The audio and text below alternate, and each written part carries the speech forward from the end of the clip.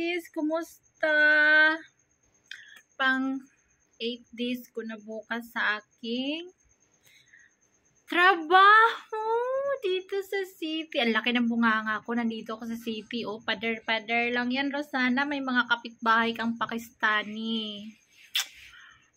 Dalawa lang kami dito ni Madam Cora. Ayun si Madam Cora. Hi! Nagko-compute ng kanyang business. So, tayo nito, wala mang computein. Mga sis, pang 8 days ko na before I start my yaw-yawan. Happy viewing kay Lola Nina ng San Diego, California. Thank you for watching po. And kay Madam Rose ng Dubai. Salamat po ate. Madam Comeros. Thank you so much po. Salamat. Madam Comeros ng Dubai, thank you for watching, for viewing, and Lola Nina ng San Diego, California. Salamat po. Kumusta ang work, Rosana? Ito, busy. Alam nyo guys, pag nagwo-work pala, hindi basta-basta, no? Hindi talaga basta-basta. Alam mo yung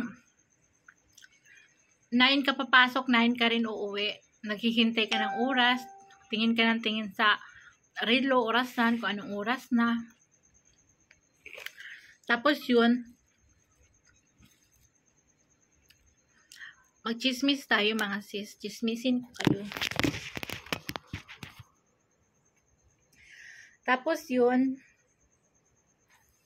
first floor, second floor, third floor, walis mo, i-map mo, lahat ng mga linisin, lahat ng klaseng sulok, linisin. Alam mo yung makakit bagong pintura yung bahay, tapos mapatakan ng kahit konti yung sahig, tapos isin mo ng kuko mo para lang matanggal yung pintura, yung mga puti-puti o puti-puti sa sahig. Ganun ang nagawa namin ngayon na super kuskus to the bones talaga ang kuko. Gamit na gamit ang kuko sa thumb. Kasi ganun talaga oh. Tapos punas. Tapos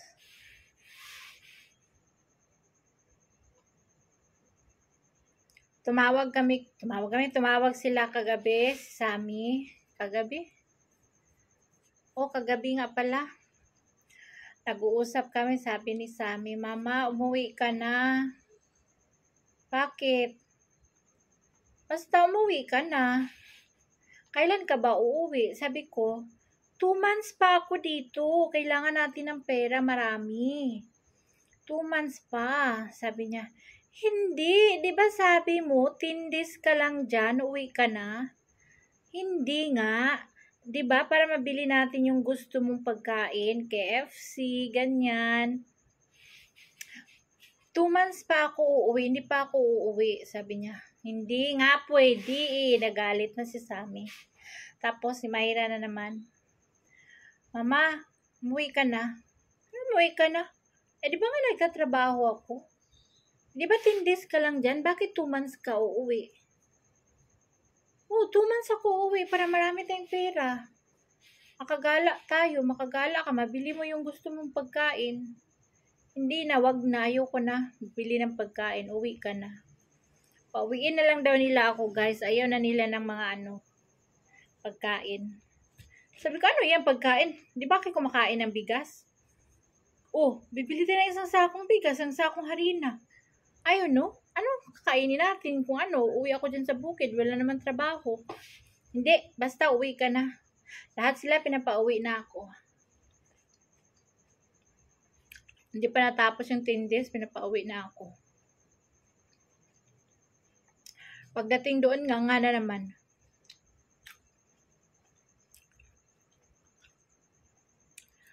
Pagtapos ng 10 days ko, uuwi ako, tapos babalik na naman ako sa city. Maghanap ako ng stay-in, tapos yung mabait na amo. Maraming trabaho dito sa city, guys. Maraming Pilipina dito. Kaso nga lang, pag trabaho. Sa ano kasi namin, talagang puspusang trabaho. Ako yung trabaho na, sabi ng kasama ko, ang bilis mo naman magtrabaho ate, ang bilis mo mapagod. Oo nga, day, ganun ako. Ayoko kasi yung magtrabaho yung ano, yung papatsi-patsi lang ba, yung paganyan-ganyan lang, yung palamya-lamya lang, ayoko nang ganun. Kapag ako nagtrabaho, naliligo ako ng pawis niyan, basang-basa yung dito ko, yung mga dito ko, pati yung bra ko, basang-basa yan. Pag ako nagtatrabaho, tuloy-tuloy yan. Ang pahinga namin, pagkain lang, siguro mga 30 minutes. Talaga yung, ano ba, yung sulit sa'yo sa sweldo mo is yung sulit talaga sa trabaho. Kahit hindi ka tinitingnan ng amo, hindi ka inutusan, talagang gawin mo yung trabaho mula baba pataas. Kung tapos na, pataas naman pababa, balik-balikin mo hanggang sa pagdating ng oras na uwian na. So, ganun dito ang ano. Ganun dito ang ano. Walang usap-usap sa amo. Bihira lang dito yung kausapin ka ng amo. Dito wala. Bihira dam, no? Yung mag-amo na ano. Siyempre, para ito yung trabaho mo. Yung ba yung you're getting to know each other. Ay, Anong pangalan mo? Diba? Hindi, no? hindi siya natanong. Yung amo minsan, depende din sa amo. Yung iba nakikipagkwentuhan naman, interview. Oo, gusto ko yung gano'n yung pagkwentuhan ka, habang nagtatrabaho ba, malingaw ka, no? Maano ka. Paminsan-minsan mo ba, sana magsabi mo, where is your kids? How's your kids? Ay, ganyan. Hindi nga ako tinanong, how, you have husband, you have family, you have kids? Wala. Ano lang, utos lang. Ganun lang.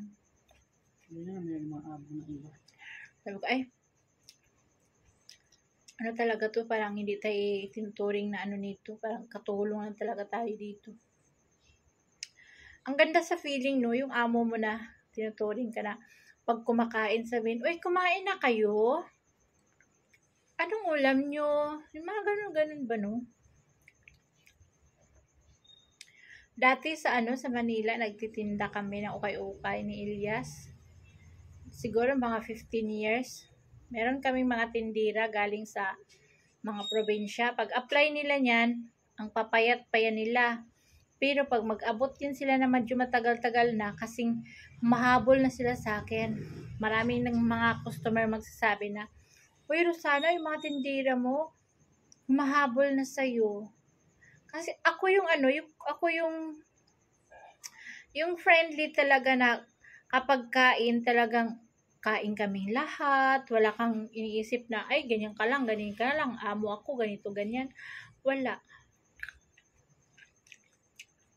Nakakamiss yung ganun, no? Yung bang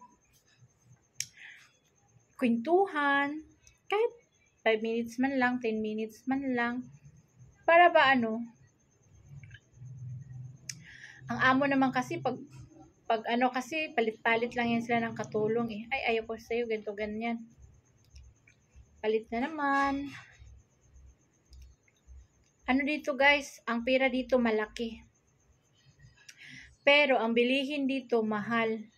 Katulad sa grocery, ang mura dito is yung mga gulay lang. Mga sibuyas, kamatis, yung mga tinatanim lang sa bahay, yun yung mga mura dito. Mga prutas, mga ganyan. Pero yung mga imported na prutas, mahal na yan. Dito maraming mga prutas na tinatanim sa mga bukid-bukid eh. Mga gulay, prutas, yan ang mura. Alam niyo yung nabili ko nung 5,000 kahapon? Yung binali ko. Bumili lang ako na ganyan kalaki na Nescafe, ganyan. I think nasa 800 yun. O you can see less than 1,000 rupees, ganyan. Bumili ako ng pack na gatas, bumili ako ng sabon. Mga normal size lang, hindi naman kalakihan. Bumili ako ng gamot ko. Ano pa ba? Bumili ako ng tinapay. Yung mamon-mamon. Parang yun lang nabili ko sa 5,000.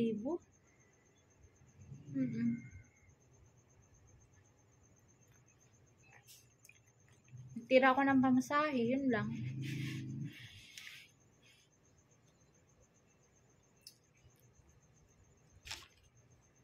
Maganda magtira sa Pakistan kung meron kang source of income talaga na monthly malaki. Yung ano, yung kaya mong mabili lahat ng grocery, yung needs mo talaga.